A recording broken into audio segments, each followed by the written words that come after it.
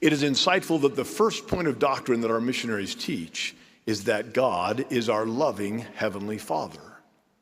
Every subsequent truth builds on the foundational understanding of who we really are.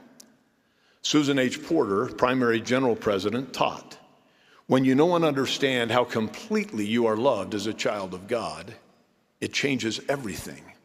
It changes the way you feel about yourself when you make mistakes.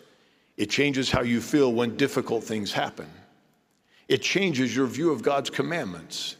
It changes your view of others and of your capacity to make a difference.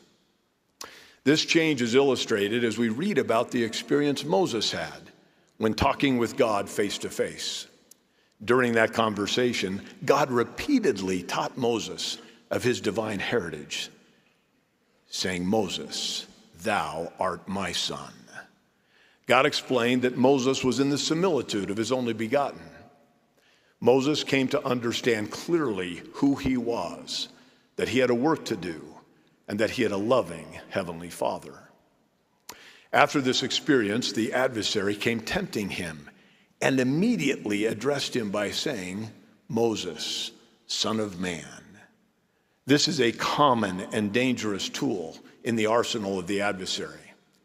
While our Heavenly Father consistently and lovingly reminds us that we are his children, the adversary will always try to label us by our weaknesses. But Moses had already learned he was more than a son of man.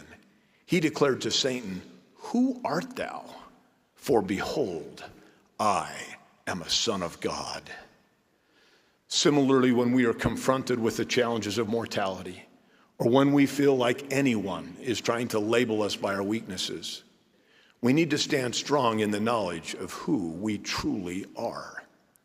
We must seek validation vertically, not horizontally.